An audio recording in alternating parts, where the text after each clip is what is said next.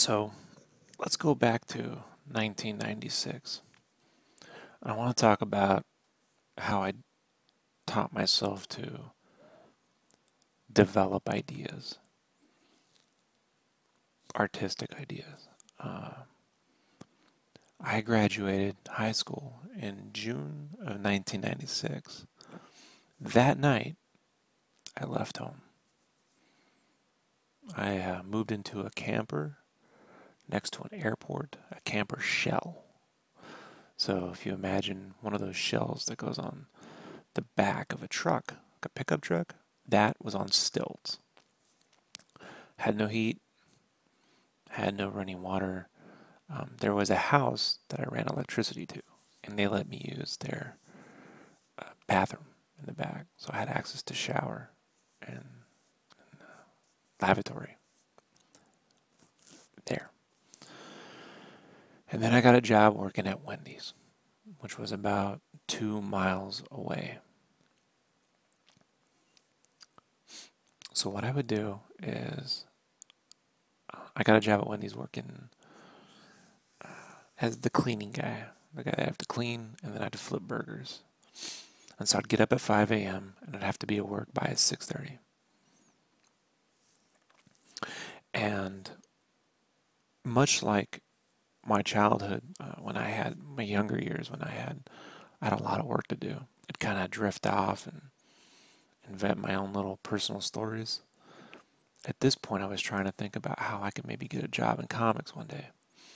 So rather than inventing my own little goofy stories, I started to think about how would I reinvent a character or a book that I thought had potential or maybe people just hated at the time.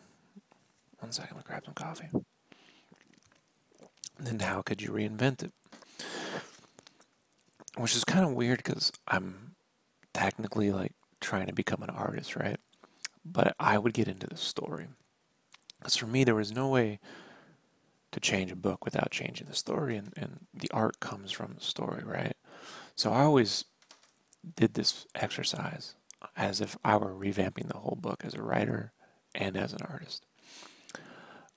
So I would get up at 5 a.m., I'd shower, put on my stuff, and I'd start walking. Now I had no CD player, I had no tape deck, and nothing to listen to but the sounds of the cars. It was a giant straightaway. It was a main road, and I'd have the wind blasting on me in the morning. And, it'd be 50 degrees out, but with that wind, it could 30 degrees up your ass. So what I started to do was I didn't know how to just start inventing an idea. So I would pretend that I was being interviewed because I read this magazine at the time called Wizard Magazine. And I'd been reading it since 1992, so about 4 years. And Wizard Magazine was the only place to get news about comics. It's kind of like the internet version of news that we have now, right? And so they would do interviews with creators, artists and writers. So I would pretend, just in my head, that they were asking me the questions.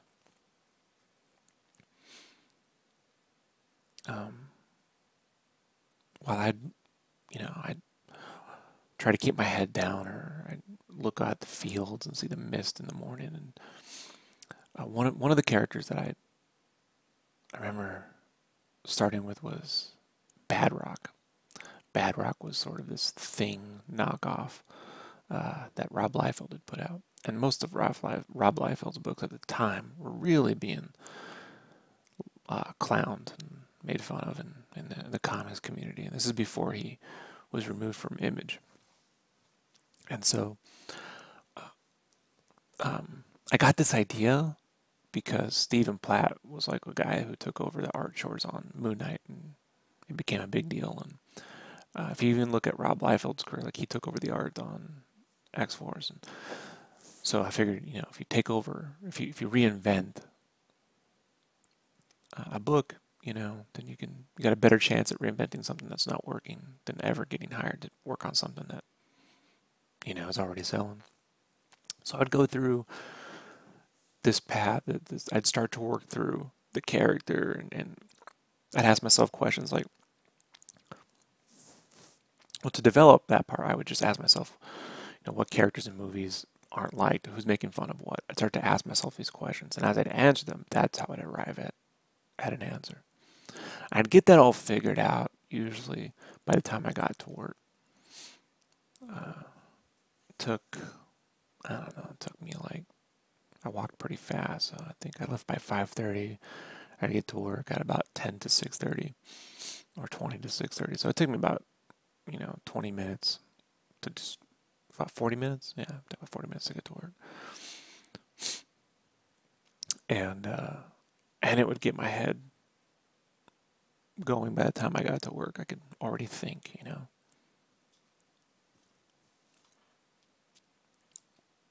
So when I arrived at work, I had one of 2 days. I had a cleaning day or a delivery day. And a delivery day was just like a cleaning day, only I had to get to work an hour earlier to do delivery, and then I cleaned. So, but that was once a week. My normal days were just getting to work at 6:30, and I'd have to take out the grease buckets, and I'd have to. I mean, remember the grease buckets were already outside, so I'd have to dump them in the grease bin.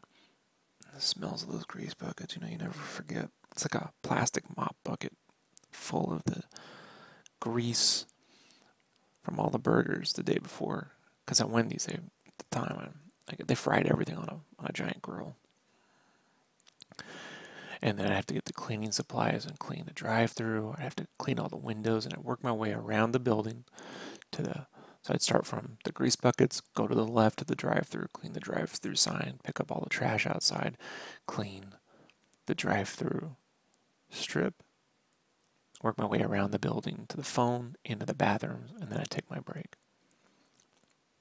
And this process took about 3 hours every day, or so, sometimes 4, give or take.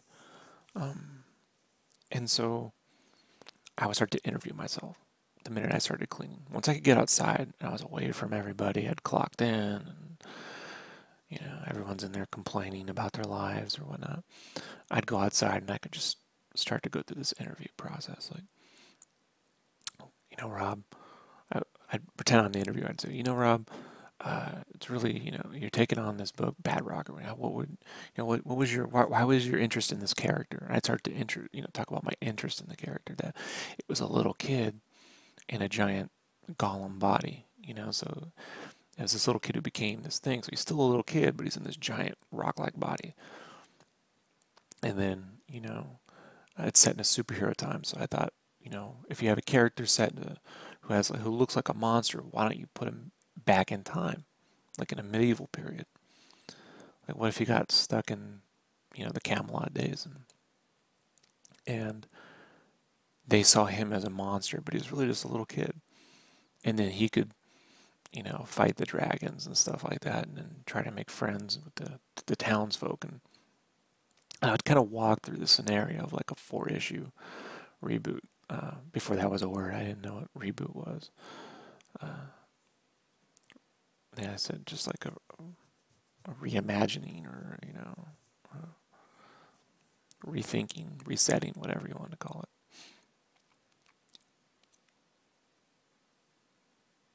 And anytime I'd come up on a question that that I couldn't answer, like who's the villain? I would say, well, it could be this. It could be like an evil sorcerer. The villain could be the mayor of the town. The villain could be this woman that he saves, right? In the first issue, turns out she's actually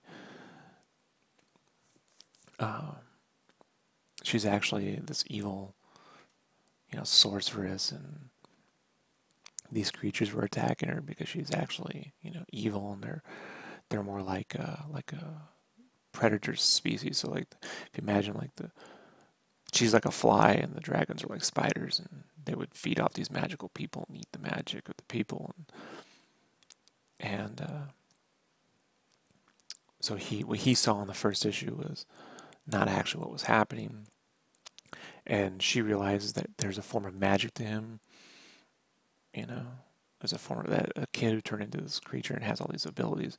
Maybe she could turn herself into, or she could create more like this. And so she's using him to further figure out how he was created. Then I was like, well, was he created by magic? And I wouldn't remember how he became Bedrock in the comics because I don't really know if it was explicitly said. But I would go back and change it. Let's just say in the comics, that's exactly what happened. That he was a kid who had a mutant power and just became a rock. What if that wasn't a mutant power? What if that was a magical thing? And I would bring it all back to magic, or I try to find this core, you know, theme to build around the character. And I would do this while I cleaned the windows. And, you know, I had to scrub you get an oven cleaner, and you gotta clean the fucking grease off the floor and pick up the cigarette butts and clean the bathrooms. And this really actually helped get me through 3 or 4 hours of work. And it got me to, in a way, look forward to it. I had a lot of time to myself. Again, no music, no CD player, no tape deck. A lot of people ask me when I'm working now if I listen to music, and a lot of times I just don't. Sometimes I listen to podcasts. Sometimes I'm just sitting here. Sometimes I listen to music. But I found that music creates a certain tempo and it keeps me from thinking. So if I need to do something that requires no thinking, not a problem. But if I need to do something that requires, you know, mental checks and balances, music will not help. It will get in the way. And this is where I developed this little trick.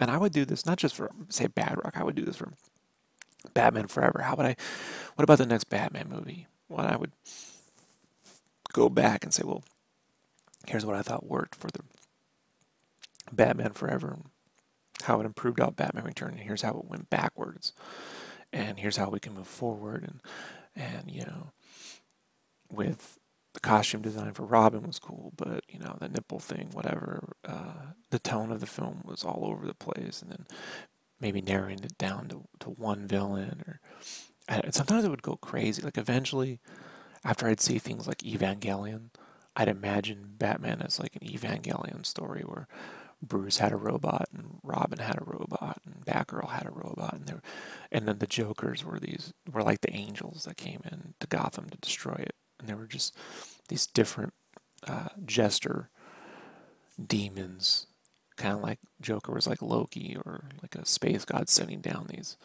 things to attack Gotham. This would happen every day. And then I would take my meal break and I'd have 30 minutes off to eat.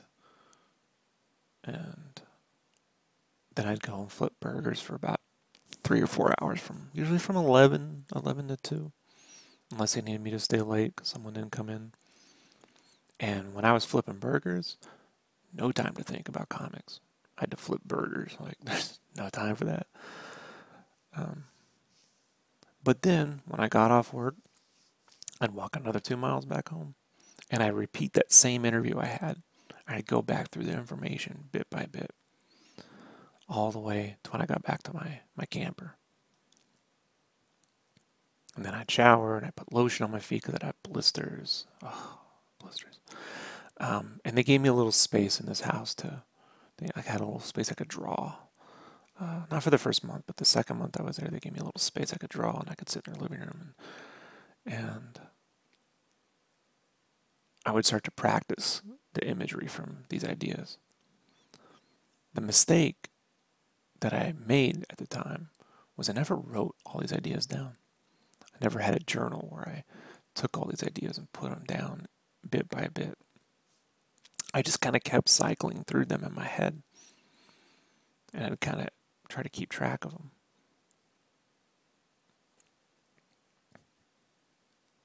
So if I could go back, I would say, you know, if you got a job, you know, you're not an artist full time, you're going to school.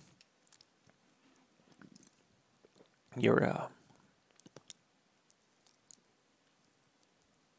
work in retail, there's always time to develop ideas. There's always time. Whether it's the drive to work, whether it's even on your lunch break, you can kind of go through it. If you're doing any kind of mindless task, you can do that. But definitely, please, like, write all your ideas down. You know, now you got a phone, you can put anything in there. You can verbally speak into your phone and do audio recordings. You can type everything into there. You can, you know, you, I mean, I had, what I'm trying to let you guys know is I had nothing. I didn't have an art table. I didn't have heat. I made $4.25 an hour. Made $4.25 an hour. I barely made $100 a paycheck.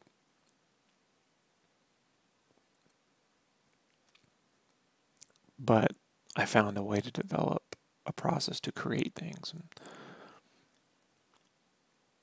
And it's actually a skill that I had lost somewhere around art college. You get into this path of making projects, but developing them. You don't really get taught that or really take the time to do it. And in the pursuit of getting a career and showing what I could do and then being handed an assignment and flipping that assignment off or the freelance off, the ability to just create kind of went away from me for a long time. Matter of fact, I remember sitting in a meeting with a publisher around 2010, 2011, somewhere around there.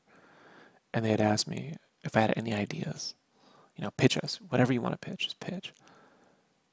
And I was at a complete blank. I had no ideas. I hadn't thought of an original idea for a book in at least 4 years, 4 or 5 years. And my ideas were really not mainstream.